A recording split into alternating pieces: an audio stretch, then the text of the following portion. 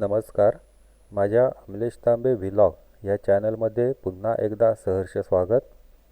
आजच्या या भागामध्ये आपण भेट देणार आहोत जयगड येथील दीपगृहाला. दीपगृह म्हटले की नजरेसमोर येतो तो फिरता आणि दूरवरून दिसणारा प्रकाशाचा झोत. आजचे ठिकाण हे जयगडच्या दक्षिण पश्चिम तटावर असलेल्या कडावरती उभारण्यात आले आहे. संगमेश्वर नदी जयगड खाडीला ज्या ठिकाणी येऊन मिळते त्या ठिकाणी एक नैसर्गिक बंदर तयार झाले आहे.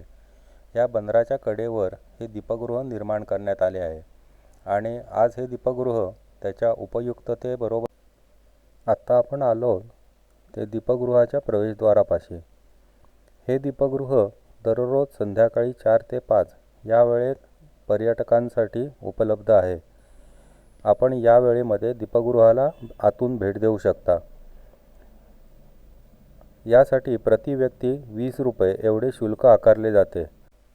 या कार्यालयामध्ये आपल्याला तिकीट मिळते. ते तिकीट दीपगृहापाशी आपल्याला दाखवावे लागते. दर सोमवारी दीपगृह बंद असते याचा अर्थ पर्यटकांसाठी ते उपलब्ध नसते. दीपगृहाचे काम दररोज अव्याहतपणे सुरू असते. दीपगृहामध्ये प्रवेश करताना आपण आपल्या चपला, शूज इथे बाहेरच काढून ठेवायचे आहे. तसा फलकही या ठिकाणी लावलेला आहे. दीपगृह संपूर्णपणे लोखंडापासून बनवण्यात आले आहे आणि वर जाण्यासाठी स्पायरल टाईपचा लोखंडी जिना आहे. असे सांगितले जाते की 1896 साली हे दीपगृह जयगड किल्ल्याच्या परिसरामध्ये होते. त्यानंतर 1899 साली ते या ठिकाणी उभे करण्यात आले. हे दीपस्तंभ 21 मीटर उंचीचे असून संपूर्णपणे लोखंडाचा वापर करून त्याची निर्मिती करण्यात आली आहे. पॅरिस येथील BBT या कंपनीने सर्व लागणारी साधनसामुग्री याचा पुरवठा केला, तर चार्ल्स ब्रदर्स बर्मिंघॅम या कंपनीने प्रत्यक्ष उभारणीचे काम केले. जॉन ओसवाल्ड या इंजिनियरच्या देखरेखीखाली या दीपगृहाची बांधणी करण्यात आली.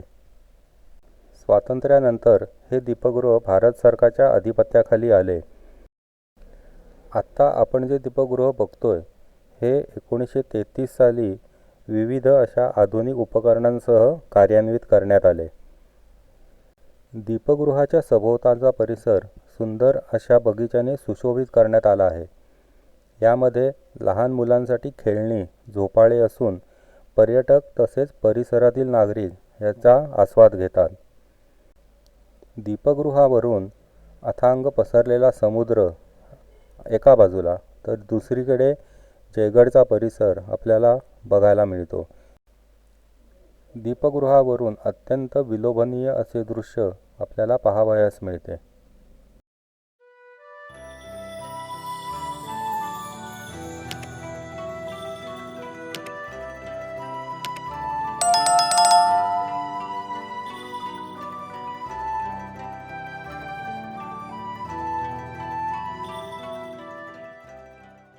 येथे खाली दिसणाऱ्या या ज्या इमारती आहेत या ब्रिटिशकालीन आहेत. ब्रिटिशांनी त्यावेळेला या ठिकाणी राहण्याची सोय तसेच ऑफिस अशासाठी ह्या इमारती उभ्या केल्या आहेत.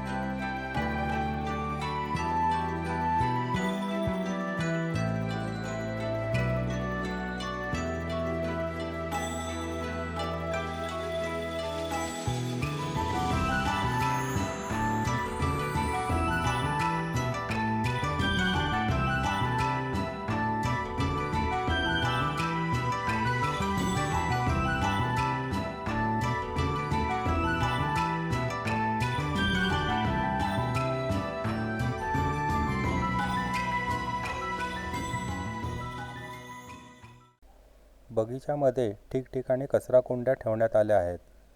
पर्यटकांनी कृपया कचरा टाकताना या कुंड्यांचा वापर करावा आणि सभोवतालचा परिसर स्वच्छ आणि सुंदर ठेवण्यास मदत करावी.